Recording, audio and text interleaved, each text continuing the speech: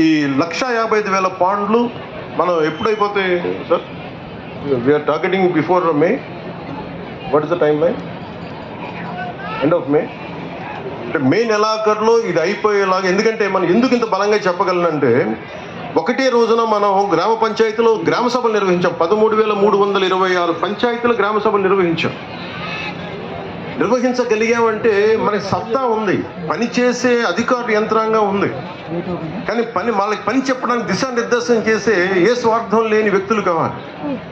ఇది రాష్ట్రం బాగుండాలని గౌరవ ముఖ్యమంత్రి చంద్రబాబు నాయుడు గారు ఎలా కోరుకుంటారో నేను కూడా వారి అనుభవాన్ని మనం ప్రేరణగా తీసుకొని నేను కూడా దాన్ని నేను తీసుకున్న ఈ శాఖల్ని చాలా బలంగా చేయాలనే ఒకటే రోజున 13,326 గ్రామ పంచాయతీలు గ్రామ సభలు నిర్వహించి అభివృద్ధి కోసం చేపట్టాల్సిన పనుల జాబితాను రూపొందించడం ద్వారా మనం ఈ ప్రపంచాన్ని మన ఒక గొప్ప బలమైన సందేశం ఇచ్చింది. ప్రపంచ రికార్డు కావచ్చు, ఇంకోటి ఏదైనా కావచ్చు. అలాగే గ్రామాల్లో స్వాతంత్రం మరియు గణతంత్ర దినోత్సవాల సందర్భంగా ఏదో ఇండిపెండెన్స్ డే కావచ్చు, రిపబ్లిక్ డే కావచ్చు, జెండా ఆవిష్కరణ కోసం మనం భారత్ మాతా జిందాబాద్ అంటాం. కానీ 100 రూపాయలు చేతులు పెడితే నియమాలకు వస్తే ఒక సర్పంచ్, అలా మేజర్ గ్రామ పంచాయతీలు 100-250 మీరు ఊహించండి.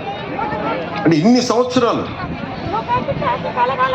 గత ప్రభుత్వంలో ఆయన ఉన్న వారు 100 కాదు 250 కూడా చేయలేకపోయారు ఒక్కొక్క మైనర్ గ్రామ పంచాయతీకి.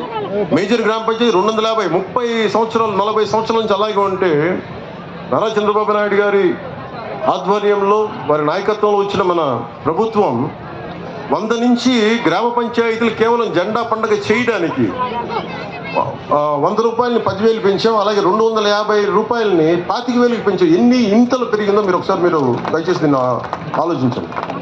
అలాగే పంచాయతీరాజ్ పరిపాలనా వ్యవస్థను మరింత సమర్థవంతంగా మార్చేందుకు DLDO, divisional level development officer కానీ, MPDO, DPO, CEO, ZP, DLPO, EORD వంటి క్యాడర్స్ని పునర్నిర్మాణం చేసి ప్రజలకి మరింత సమర్థవంతంగా సేవలు అందించాలనే సంకల్పంతో మంత్రివర్గం పరిపాలనా సంస్కరణలు ఆమోదించింది.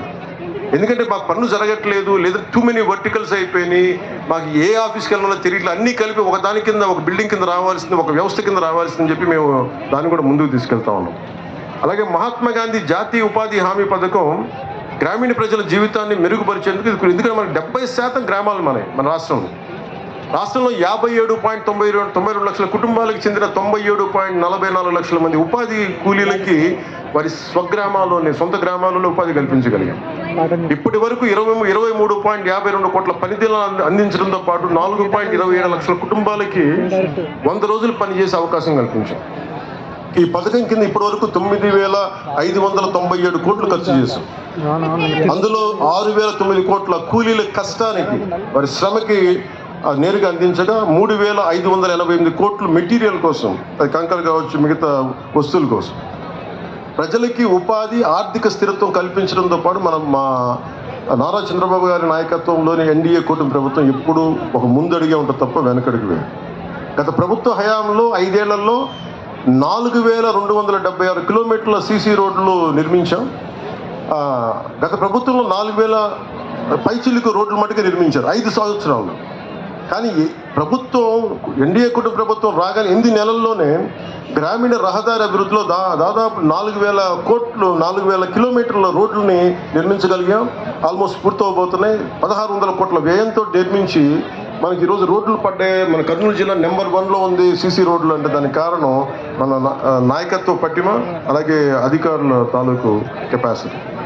కొండ ప్రాంతాల్లో రహదారులు లేకపోతే అసలు డోలీల మీద ఆధారపడే పరిస్థితుల నుంచి ఈరోజు డోలీల ద్వారానే పేషెంట్ ఇబ్బందులు పడితే అలాంటి గ్రామాలకు కూడా గౌరవనీయ ప్రధానమంత్రి శ్రీ నరేంద్ర మోదీ గారి నాయకత్వంలో కేంద్ర ప్రభుత్వం ప్రధానమంత్రి జన్మన్ పథకం కింద ప్రధానమంత్రి జన్జాతి ఆదివాసీ న్యాయ్ మహా అభియాన్ అనే ప్రతిష్టాత్మక కార్యక్రమాన్ని ప్రారంభించింది. ఆ పథకం ద్వారా 100 మందికి పైగా గిరిజనులు నివసిస్తున్న ప్రాంతాల్లో అవసరమైన మౌలిక వస్తువులను అభివృద్ధి చేసే వారికి అభ్యున్నతికి మనం ముందుకు సహాయపడుతున్నాం. ఈ పథకం కింద గిరిజన గ్రామాల్లో 612 పైచిలుకు కిలోమీటర్ల పొడవుతో 239 అనుసంధానాలైన గ్రామాలకి రహదారి సౌకర్యం కల్పించేందుకు 206 పనులు మంజూరు చేశాం. ఈ అభివృద్ధి పనులకి 555.60 కోట్ల అంచనాని వ్యయంగా పెట్టి దాన్ని కేటాయించాం. అదనంగా గిరిజన గ్రామాల్లో విద్యుత్తు, తాగునీరు, ఆరోగ్య కేంద్రాలు, స్కూళ్ళు, కమ్యూనిటీ హాళ్ళు వంటి మౌలిక వస్తువులను అభివృద్ధి చేయడానికి